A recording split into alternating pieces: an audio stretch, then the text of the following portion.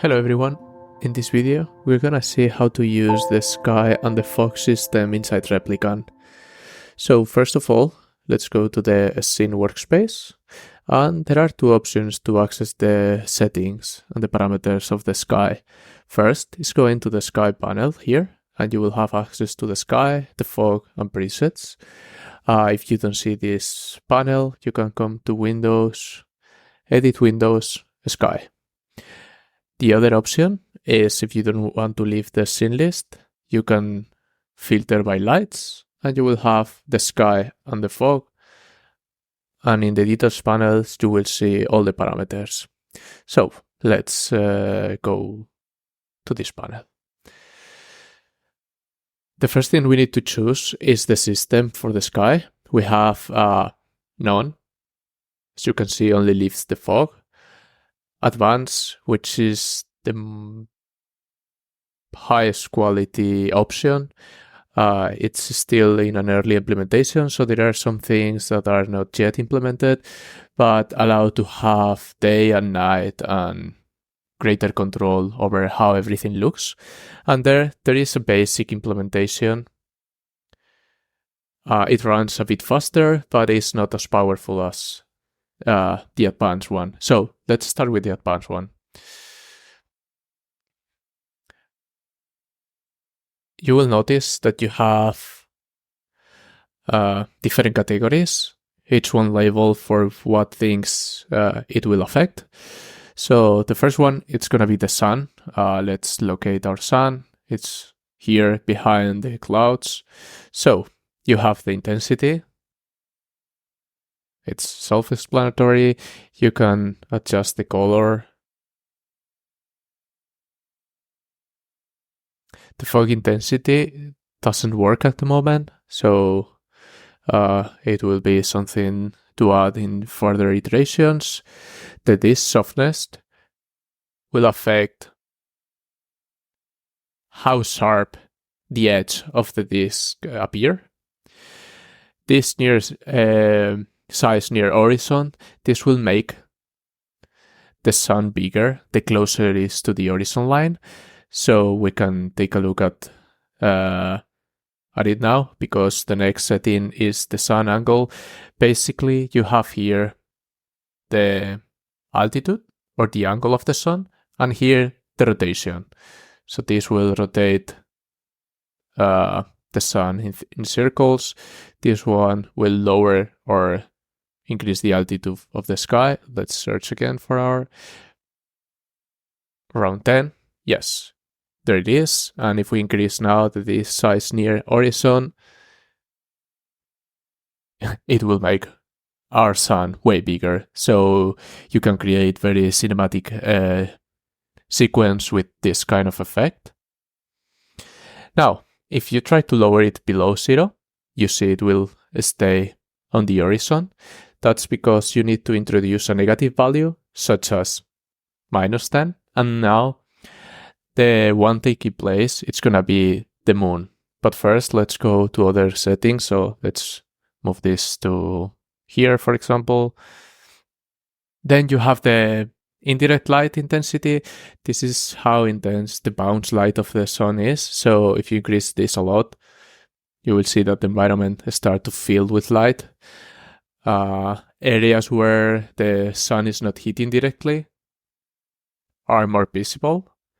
And if I reduce this, the sun will bounce very little. So you can control that with this. Now you have some settings for the sky. You have the overall intensity. The sky is basically all the light that is not coming from the sun. So all the light coming from the surface of the sky. So if you leave it with 0, basically the areas that are in the shadows are going to be very dark. If you increase the sun intensity, you see how the sky intensity, you see how everything starts to fill with a blue tint, because right now the sky is blue. So it will take account the color of the sky. You can change the sky light temperature, so you can reduce this value to make it a bit more orange or warm, or increase it to make it even bluish. And these settings are when you have an overcast clouds, which we're going to take a look now. We're going to skip the dust for a moment, and we're going to go straight for the clouds. You have the cloud coverage, which is very intuitive. Basically reduce the amount of clouds or make an overcast day. As you can see, everything is covered by light, by clouds. Okay, let's reduce the coverage of the clouds. You have the altitude, you can lower your clouds. Or you can make them appear very high. Be careful, if you increase this number very much, you will start to see a bit of tiling on the clouds. So that's depending of the other parameters. Let's go with something like this. Then you have the cloud speed, basically how fast they move, the cloud direction, where they are moving, the cloud phase. This allows you to place the clouds manually in a specific location. So you have control over that. You can always add keyframes to each parameter and add to the timeline. You have the noise scale. This basically will make the clouds simpler or a bit more complex, a more realistic kind of clouds or more stylized. You also have the noise level that you need to update any other parameter to actually see. So I can increase this to 6 and it will add a bit more noise.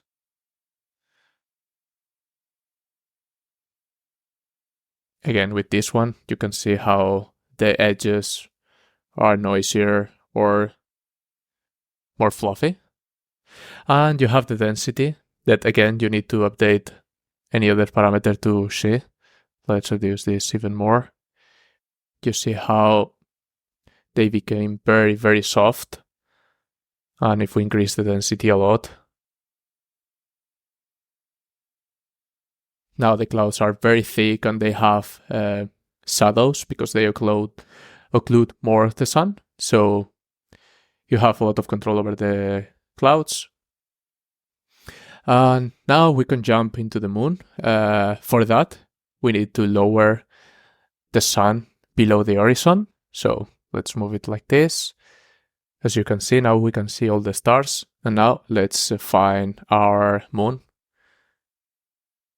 There it is. The moon works very similar as the sun. So you have the intensity, you have the color, you have the fog intensity, which is not working at the moment. You have the moon angle that works exactly the same as the sun, the indirect lighting. And there are a few unique parameters to the moon. One is the scale. You can make your moon bigger or smaller. The phase. You can choose what type of moon you want, like full moon or in different states of the moon phase. You have the glow. If you want to give everything around the moon a bit more glow. And then you have some parameters to control the night sky. One is the brightness. It will make all the sky a bit brighter on the night, or you can lower it and it will darker everything or make it disappear. You have the sky glow.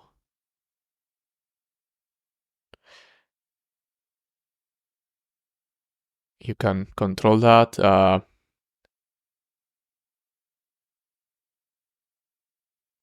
If you go sometimes below some parameters, not the best idea. You can change the color of the glow if you want something a bit more spooky or kind of contaminated or outwardly. You have that. Then you have the pollution intensity. If you are in a city, for example, the light coming from the street and the buildings, the cars will hit the clouds from the bottom, and you can control that here as well as the color. So, or if you can replicate kind of the sun coming from the horizon, but in that case you can always place the sun in the horizon. And then you can control the stars, you can increase the intensity. Let's make them very noticeable. As you can see, there are a lot of stars. You can increase the twinkle amount.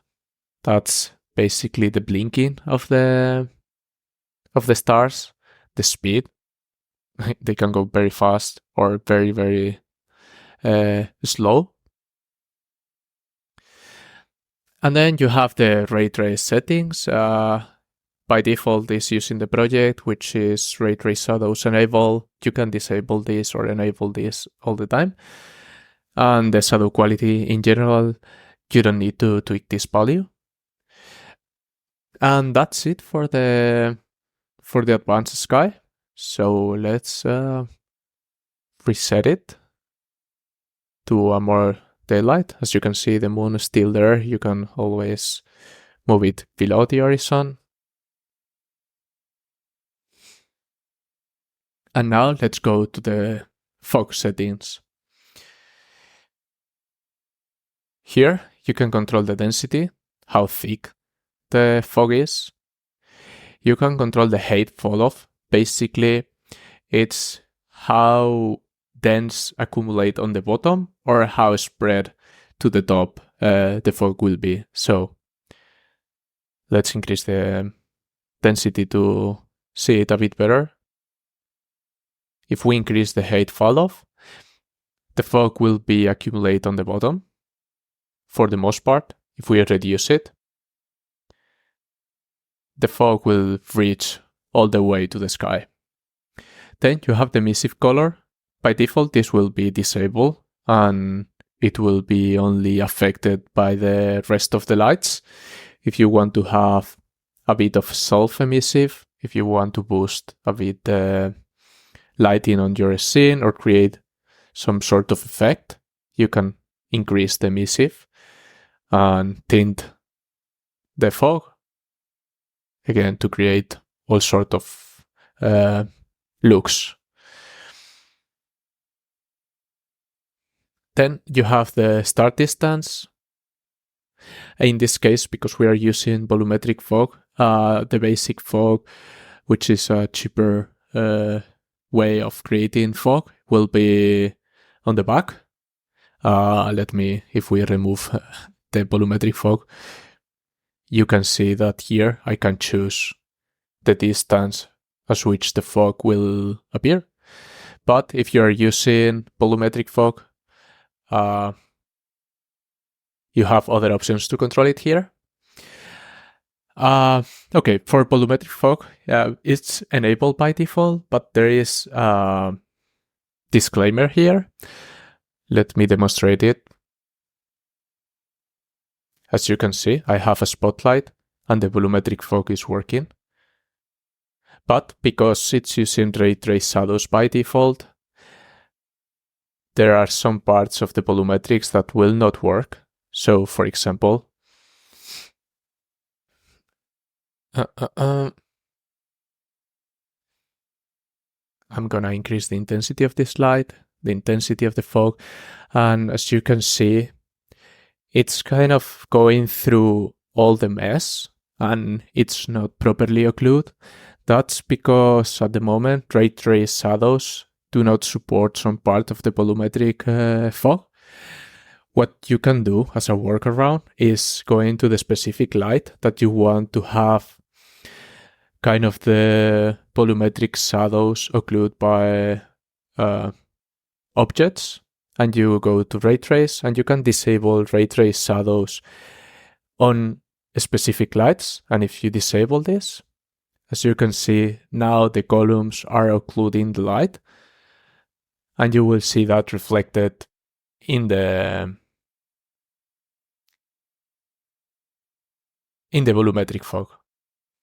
with that out of the way, let's talk about the scattering distribution.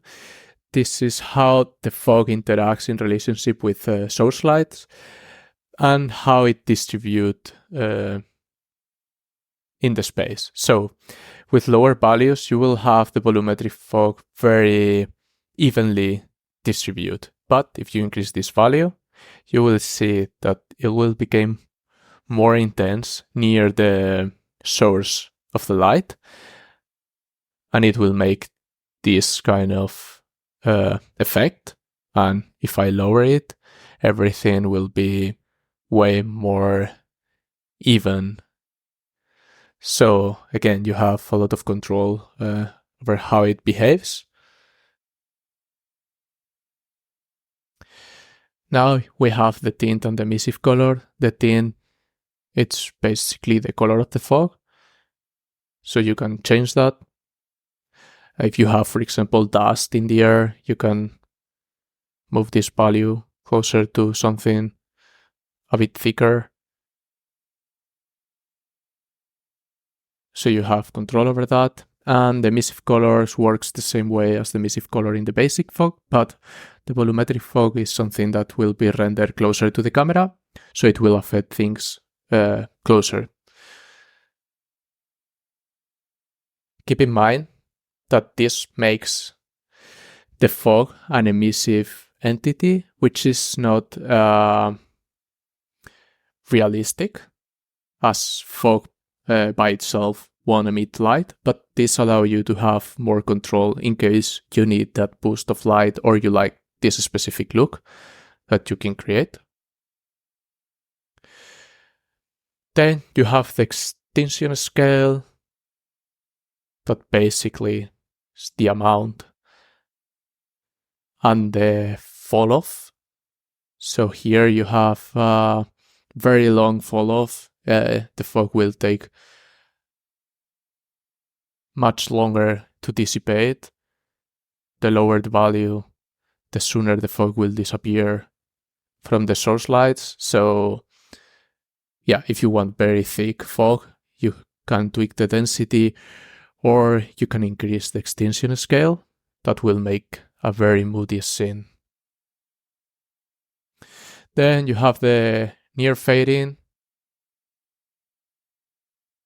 which basically acts like the start distance from the basic fog, but for the volumetric fog.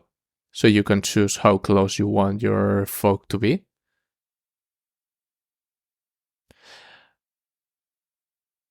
And your start distance, which is a bit more extreme. This will fade more gradually, and this will be complete cut off of the fog.